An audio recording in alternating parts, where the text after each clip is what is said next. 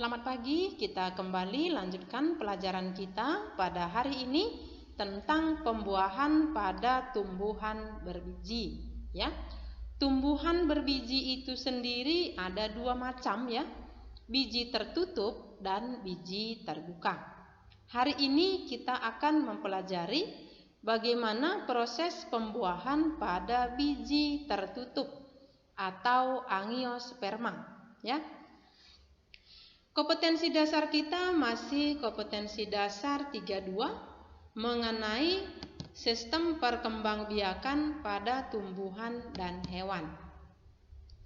Dengan tujuan pembelajaran kita hari ini, ya, menjelaskan proses pembuahan pada tumbuhan. Nah, kita lihat, ini dia organ reproduksi pada tumbuhan.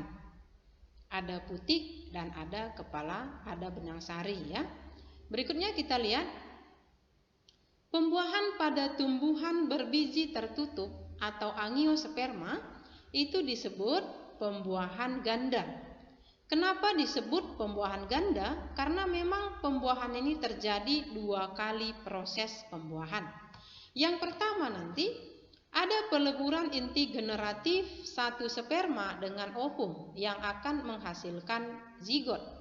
Zigot ini yang akan berkembang menjadi embrio.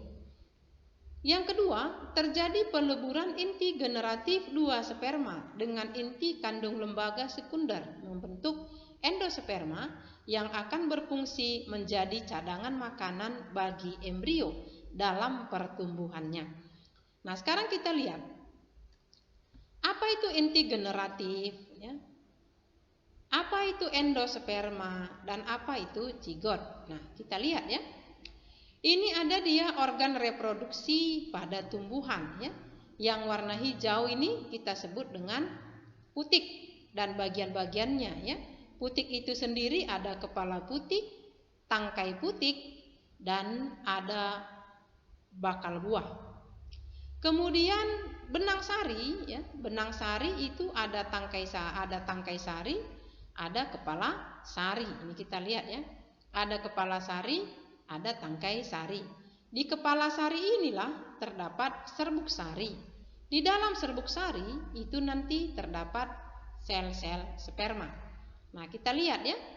Di dalam bakal buah itu terdapat nanti 8 inti sel. Ada antipoda, ada inti kandung lembaga, ada sel telur, dan ada sel-sel sinergit. Nah, jadi yang terlibat dalam pembuahan itu nanti inti kandung lembaga dan inti sel telur. Nah, berikutnya kita lihat bagaimana proses pembentukan sel sperma pada tumbuhan. Ada keunikan tersendiri pada sel sperma tumbuhan, di mana setiap satu sel sperma tumbuhan memiliki 3 inti sel yang terdiri dari 2 inti sel sperma generatif, 1 dia inti sel sperma vegetatif. Apa fungsinya? Nanti kita lihat, ya.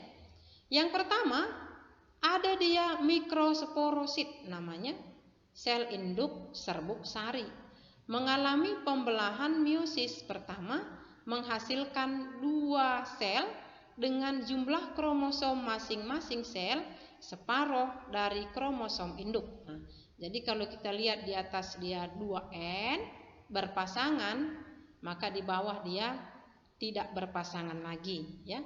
Kemudian pada meiosis 2, ya, dihasilkan 4 sel anak, ya, 4 sel anak. Kemudian masing-masing sel ini mengalami kariokinesis, ya. Kariokinesis ini pembelahan sel yang hanya terjadi pada inti sel saja. Sehingga kita lihat, ya. Jadi nanti sel yang pertama ini membelah dia jadi 2 intinya. Ini 1, 2. Yang ini juga membelah 2 intinya 1, 2. Yang ini juga membelah menjadi 2 intinya 2. Jadi masing-masing sel ini mengalami kariokinesis sehingga dihasilkan 8 inti sel.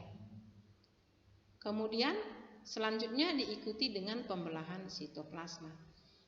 Kemudian kita lihat setelah ini mengalami karyokinesis, masing-masing sel ada 2 inti sel.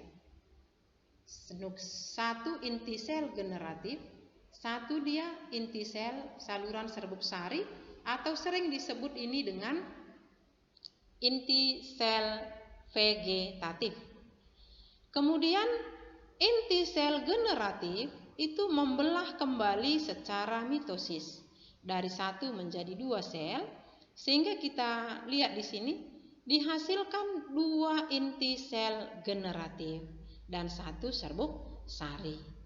Nah, begitu dia. Sekarang kita lihat ya tahap-tahapnya. Bagaimana pula dia pembentukan sel kelamin betina atau ovum pada tumbuhan yang dikenal dengan megasporogenesis.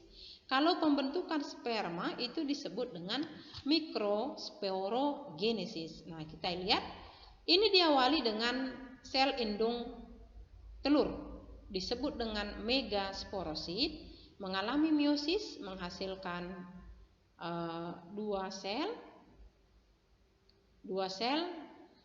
kemudian mengalami meiosis 2, dia menghasilkan juga 4 sel megaspora, di mana nanti ada 3 sel yang mengalami degenerasi atau mati, sehingga dihasilkan 1 sel megaspora yang besar ya.